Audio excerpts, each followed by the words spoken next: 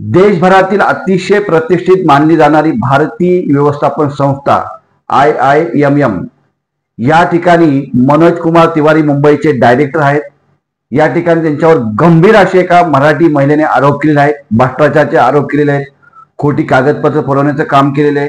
त्याचबरोबर आज शिक्षकांच्या भरतीमध्ये नियमबाह्य भरती करून त्या शिक्षकांची भरती केली गेलेली आहे।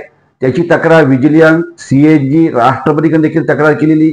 ही तक्रार केली म्हणून दिल्लीद्वारे त्यांनी फोनद्वारे त्या महिलेला धमकी देण्याचं काम केलं। जर तू अशा तक्रारी दिल्लीकडे करत असेल आणि दिल्लीला पत्र पाठवलं असतील तर तिथल्या OSD नावाच्या अधिकाऱ्याने त्यांना धमकी दिली, जर तुम्ही अशा तक्रारी पाठवणार असेल तर तुम्हाला कामावरून काढून टाकू, सस्पेंड करू। अशा तक्रार करणाऱ्या 2 अधिकाऱ्यांना देखील त्यांनी सस्पेंड करण्याचं काम केलेलं आहे।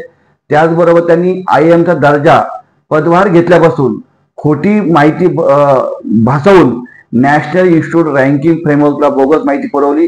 त्याचबरोबर त्यांनी 6वा क्रमांक मिळवण्याचं काम केलं। हे पूर्ण त्यांनी खोटं काम करण्याचं काम केले। त्याचबरोबर 60 कोटीचा देखील त्यांनी भ्रष्टाचार केलेला आहे। IIMचा मुंबईचा हिशोबपत्रक जे असतं त्याच्यामध्ये देखील 60 कोटी त्यांना भ्रष्टाचार केलेला आहे।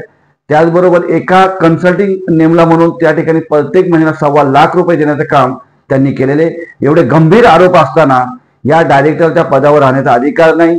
जातकाळ जर मनोज तिवारींना बडतर्फ केलं नाही तर राष्ट्रवादी युवक काँग्रेस हिच्या विरोधात तीव्र आंदोलन उभारेल।